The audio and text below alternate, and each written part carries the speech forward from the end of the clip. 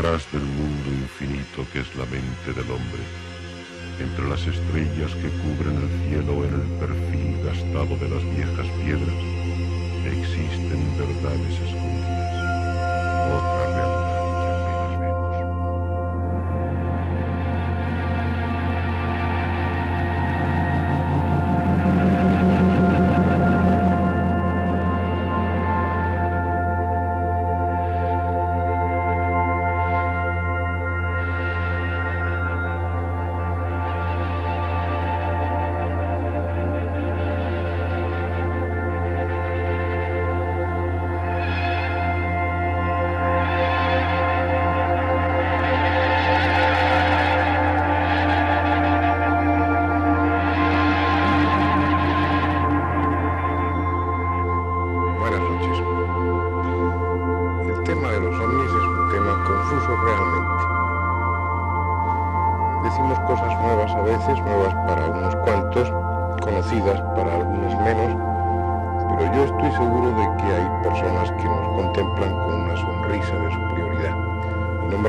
Escépticos. Me refiero a los que están realmente enterados, a los que saben la verdad, una verdad que ni ustedes ni yo conocemos porque no nos la han puesto a nuestro alcance. Yo iría más allá y yo me atrevería a decirles a ustedes que estamos siendo objeto de una gran burla en torno a este tema.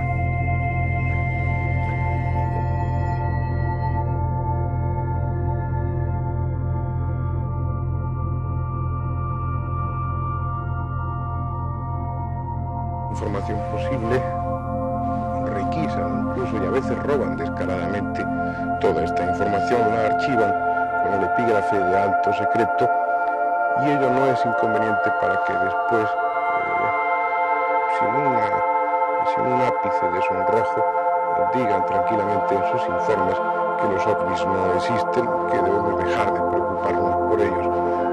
Yo les quisiera a ustedes advertir que no entráramos en el juego. Realmente las cosas no son así. Se lleva con absoluta seriedad, se lleva con excesivo rigor a veces. Se piensa que puede influir este tema en organismos como los de defensa de cada gobierno y es prácticamente imposible llegar ahí. Habrá un momento, tal vez, puede que no tarde mucho, en que la gente, las personas como usted y como yo, podamos tener acceso a eso que ahora en este momento se considera alto secreto y por tanto no puede ser difundido. No hagan ustedes caso de informes como los que ahora comentaremos a lo largo de este programa. No entren ustedes en el juego porque realmente esos informes son una cortina de humo. Tal vez sea mejor comenzar haciendo un recorrido a la historia actual de los ovnis para entender mejor este problema. Hay una fecha que ya es clásica para los estudiosos del tema. El 24 de junio de 1947, Kenneth Arnold, un piloto civil, un hombre de negocios, volaba con su avioneta sobre el monte Rainier en Washington. Participaba voluntariamente en la búsqueda de un avión de transporte desaparecido. De pronto, a su izquierda, aparecieron 9 objetos que volaban en fila, a unos 2.000 kilómetros por hora. Según diría más tarde el propio Arnold, cada uno de ellos medía unos 35 metros de diámetro. Los describió como unos extraños platos, aludiendo a su forma, y este término lamentablemente se ha hecho popular. Arnold era una persona conocida, con excelente reputación, y nadie dudó de su palabra. Qué hermosos tiempos aquellos en que la palabra de un hombre bastaba para hacer verosímil un relato. Los periódicos se ocuparon del caso y desde entonces no han dejado de hacerlo. Hay otro motivo muy poderoso para que el arranque de esta historia, el arranque del mito ovni, surgiera poderoso, fuerte y captara la atención del público. Unos meses más tarde del testimonio de Arnold tuvo lugar un suceso dramático, el llamado caso Mantell, que la mayoría de ustedes conocerán. Fue la primera agresión o defensa por parte de un ovni y Mantell fue la primera víctima. El lugar, Madisonville, en Kentucky. La fecha, el 7 de enero de 1948. La hora, las 14:45. Thomas Mantell, capitán al mando de una escuadrilla de Mustang F-51, fue informado de que se había visto un ovni sobrevolando el aeropuerto militar de Gotman y recibió una orden muy simple: intercéptenlo o acérquense lo suficiente para observar sus características y dimensiones. Mantell, al frente de su escuadrilla, lo vio y emprendió la persecución. Entre él y el coronel Hiss, comandante de campo, se cruzaron unas cuantas frases que ya están por derecho propio en la historia del tema ovni. Lo estoy viendo. Parece de metal. Me encuentro debajo mismo. Es enorme y vuela a la misma velocidad que yo o un poco más. Me elevo a 7000 metros. Dios mío. Veo personas dentro. Le sigo. No puede elevarse más de 15.000 metros. Pero el objeto sube cada vez más. Bien. Si no logro darle alcance, abandonaré la persecución.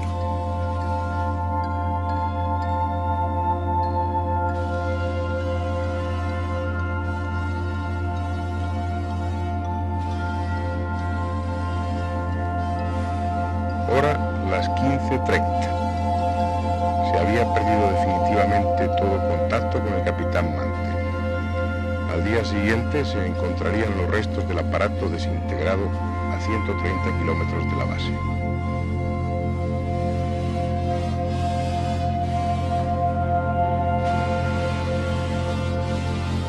El informe oficial diría que Mantell murió al desintegrarse su aparato persiguiendo al planeta Venus. No olviden ustedes, esto ya lo discutiremos, no olviden ustedes que Mantell estaba persiguiendo, tratando de interceptar este aparato porque recibió la orden al haber sido visto este objeto volando sobre una base militar. No olvidemos la acción, no olvidemos que hay un movimiento, que Mantell perseguía un objeto y que en un momento incluso dijo ver gente dentro de este aparato. Este confusionismo, este intento de desvirtuar la verdad tiene una razón de ser. Ya entonces, cuando tuvo lugar el suceso de Mantell, ya estaba funcionando una comisión oficial en Estados Unidos para estudiar este asunto.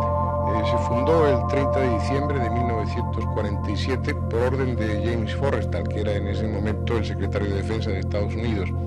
Esta comisión que inició sus trabajos para estudiar este tema, que fue la primera, recibió el nombre de Comisión Signo.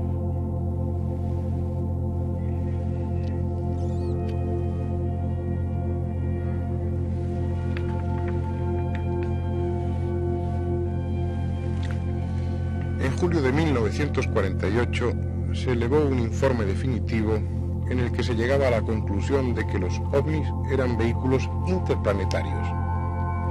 Ese informe fue tirado al cesto de la basura por el entonces jefe del Estado Mayor, Vandenberg, que no creía en esas tonterías. Muy al contrario, nada más terminarse o concluirse este informe, se creó un nuevo proyecto, una nueva comisión, la Comisión Gruch, cuya misión era desprestigiar cualquier observación sobre los ovnis. Esta comisión cerró sus funciones a finales de 1949.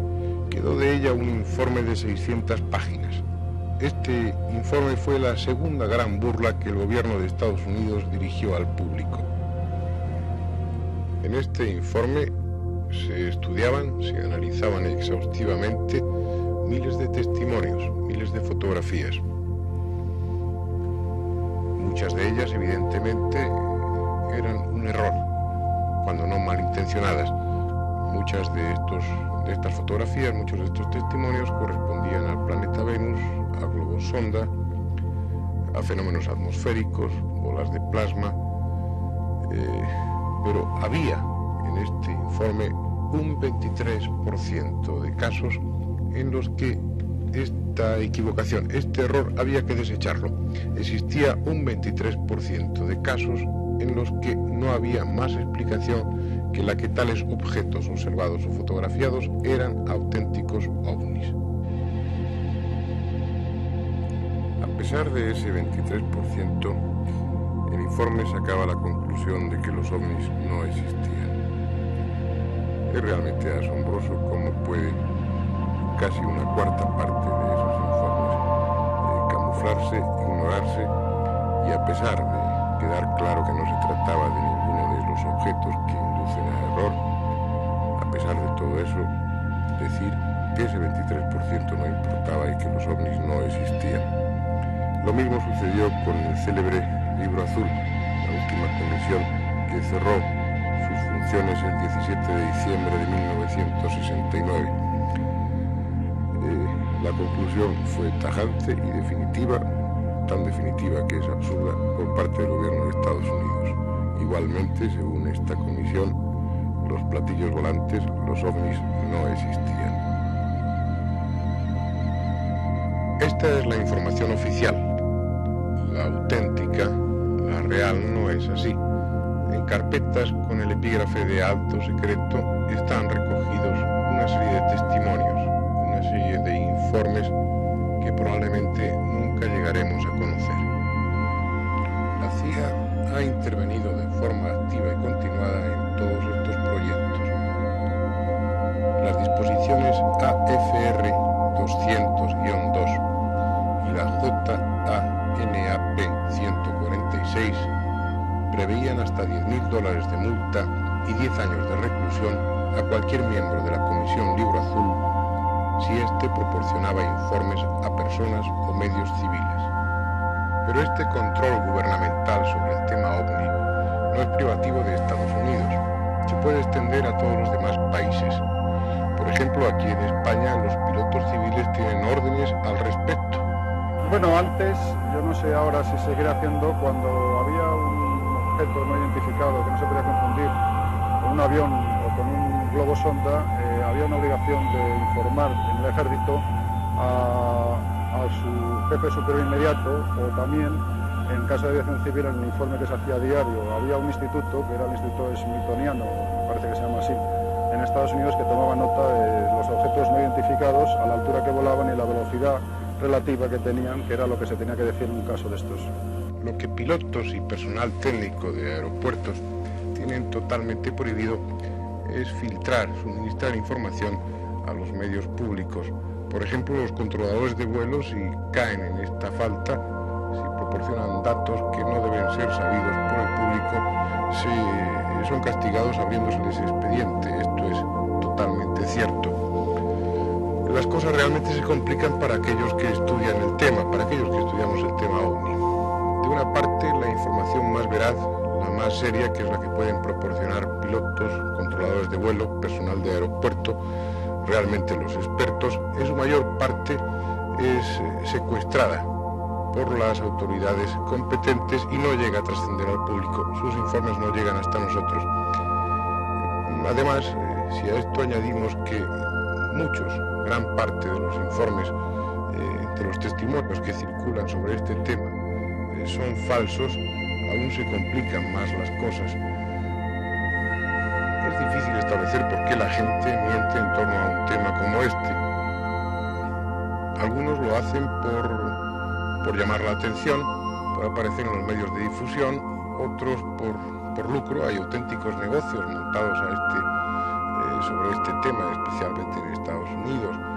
Hay otras personas que lo hacen con un sentido del humor que yo no dudaría en llamar realmente patológico.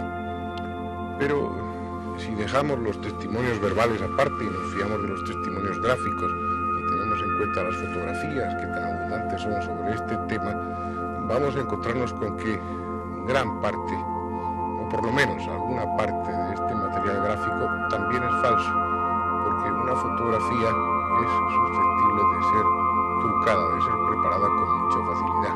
Vean ustedes, por ejemplo, esta fotografía. Es una de las muchas que circulan por ahí, mejor dicho, puede ser una de las muchas que circulan por ahí. En ella se ve claramente un ovni sobre un cielo despejado. Al fondo hay unos edificios. Podría pasar como una fotografía más, podría pasar por auténtica si yo no les explicara a ustedes que esta fotografía ha sido hecha así. Como pueden ustedes apreciar, se emplea una lámina de plástico o de cristal en la que ha sido dibujado un ovni sujetada por dos personas con el cielo al fondo, procurando que el encuadre coja unos edificios debajo. Si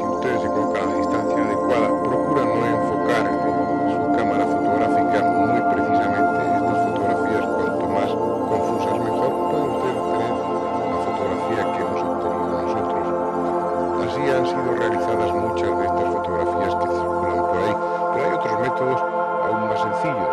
Si ustedes quieren, puesto que los platillos volantes son eso, platillos volantes, tomen ustedes un plato, arrójenlo al aire y fotografíenlo.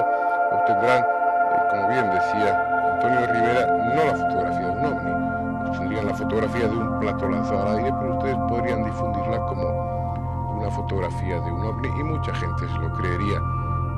Si ustedes tienen a su alcance medios técnicos eficaces, como sucede en una emisora de televisión, podrían hacer el truco que hizo la radio-televisión francesa en el año 74 y que fue ampliamente difundido. En realidad era un truco y estaba justificado porque era para ellos el Día de los Santos Inocentes. No se aprecia bien, hay poca calidad técnica, puesto que está recogido de otro testimonio gráfico anterior, no se aprecia bien el haz luminoso, la luz que representa el platillo volante y que es muy fácil de realizar. Es simplemente una sobreimpresión, algo que está al alcance de cualquier técnico de televisión. Como vemos, los testimonios gráficos no siempre son fiables, a nivel de fotografías, incluso a nivel de filmaciones. Pero si abandonamos los testimonios gráficos y tenemos en cuenta los testimonios puramente personales, aquellos que llegan a los medios de difusión de una forma verbal, yo me preguntaría cómo poder saber si realmente estos testigos son o no son fiables. Pues yo pienso que fundamentalmente, y dejando aparte el estudio del testimonio a los expertos, centrándonos en la persona, conocer perfectamente su personalidad, su evolución vital, para descartar que sea un mitómano, que sea un enfermo. En segundo lugar, poder evidenciar su estado psíquico en el momento de la visión o de la aparición. Y en último lugar, poder también descartar que haya un beneficio de lucro, o bien sea material o moral, en el sujeto que está prestando el testimonio. Tenemos que aceptar que en determinadas condiciones el planeta Venus parece que puede confundirse con un ovni. Pues sí, efectivamente se puede confundir porque hay unas horas del día, que son por la mañana al amanecer y por la tarde, las horas vespertinas, en que una estrella o un planeta como Venus se puede confundir perfectamente con un objeto no identificado. También incluso la Luna, metida entre dos capas de nubes, va a dar un efecto erróneo para un piloto o para cualquier observador que esté en una altura determinada. Lo que sí es claro es que astrónomos y fotógrafos, periodistas que volaban a bordo del Concorde en julio de 1973 para fotografiar el eclipse de Sol, no se confundieron con el planeta Venus cuando fotografiaron este extraño objeto no identificado que ustedes ven en sus pantallas.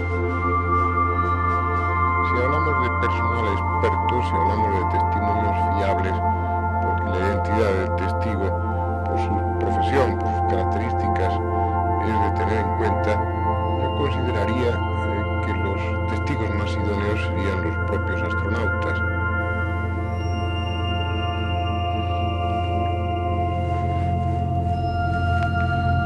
Esto se ha comentado muchas veces, de existir unas condiciones idóneas para una visión, para un testimonio sobre ovnis.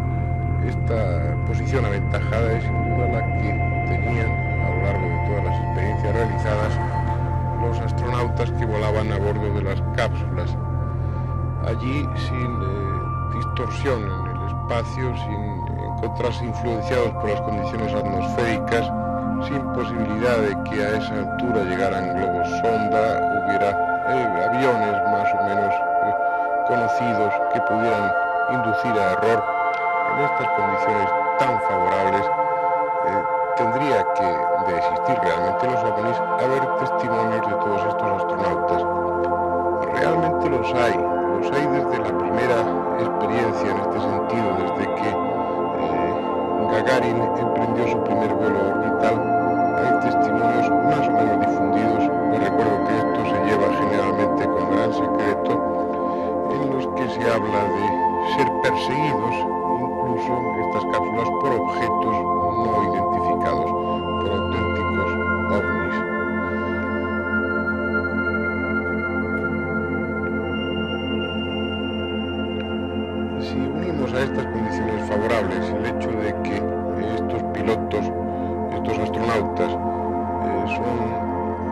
auténticos expertos, podemos dar toda fiabilidad a las fotografías que estamos viendo en este momento. Por ejemplo, esta, que fue obtenida a bordo de la cápsula Géminis 12, y esta también el 12 de noviembre de 1966, o esta un poco más confusa, obtenida el 12 de septiembre de 1966 a bordo de la cápsula Géminis 11. Esta es una ampliación, es un conjunto de luces, un conjunto de objetos luminosos no muy claros, aún más confusos este otro, obtenido a bordo de la cápsula Apolo 11 el 16 de junio de 1969.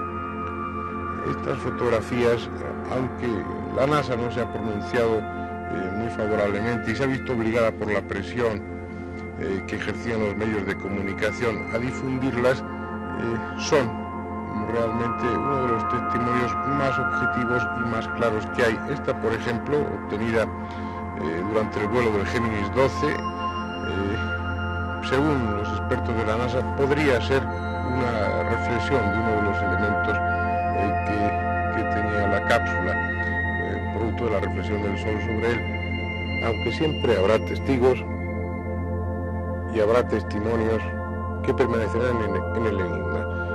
Testigos y testimonios aparentemente fiables para algunos, muy dudosos para otros, que han sido estudiados con verdadero interés, como el matrimonio Hill, este matrimonio que ustedes recordarán, estoy seguro, muchos de ustedes lo saben, fueron perseguidos y más tarde capturados por los tripulantes de un ovni, llevados al interior del aparato y sometidos a una serie de estudios, de reconocimientos, de análisis.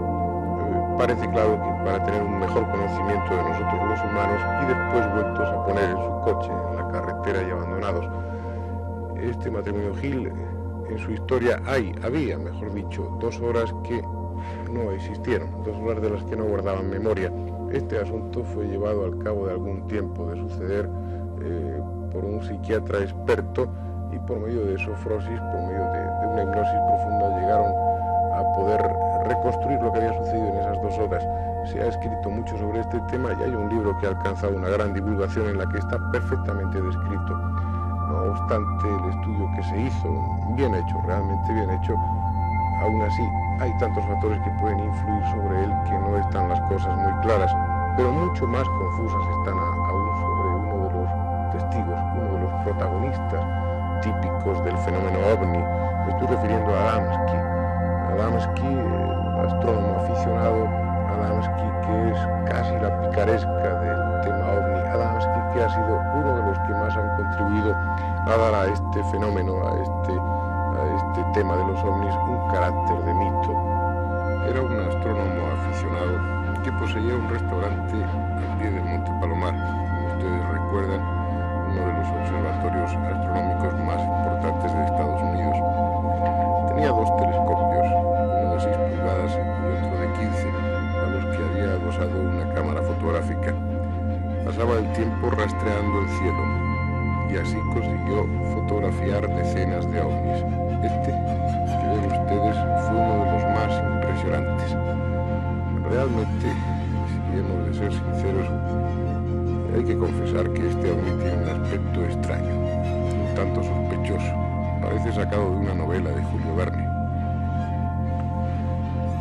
Esta es otra fotografía del mismo objeto, pero no solamente fotografió sus aparatos, sino que, según él, habló con los tripulantes, a los que describió más o menos como aparece en este dibujo. Incluso, según cuenta el mismo Adamski, fue invitado en más de una ocasión a hacer un recorrido por el cielo, a visitar planetas, algo demasiado fantástico para ser creído. Ahora verán una serie de fotografías, de las muchas, de las decenas de fotografías que él obtuvo. Que ven un famoso, un típico cigarro volante. Adamski publicó libros, dio conferencias y transmitió el mensaje de los venusianos, porque según él, estos extraterrestres con los que estableció contacto eran venusianos. Transmitió su mensaje a todos los que quisieron escucharle, que realmente fueron muchos. Hubo otros, la mayoría que no creyeron nada. A nosotros, como ya les decía antes, nos parece demasiada ciencia ficción. No creemos tampoco casi nada, pero seguramente nos equivocamos. Digo que nos equivocamos porque en poco tiempo, unos 2 años más tarde, tuvo lugar un suceso que echó por tierra toda la teoría de los detractores. 2 niños ingleses de 13 y de 8 años respectivamente fotografiaron en su país este objeto. Desenfocado, puesto que la cámara no estaba preparada para la distancia, además era una cámara no muy buena, pero aún así esta fotografía, este objeto, echó más leña al fuego, creó muchos más problemas, porque al hacer una proyección ortogonal de esta fotografía y del objeto que fotografió Adamski, quedó de manifiesto que se trataba del mismo tipo de vehículo, del mismo aparato. Es decir, lo que Adamski fotografió 2 años antes que estos niños era el mismo objeto. Ahí al menos Adamski no mentía.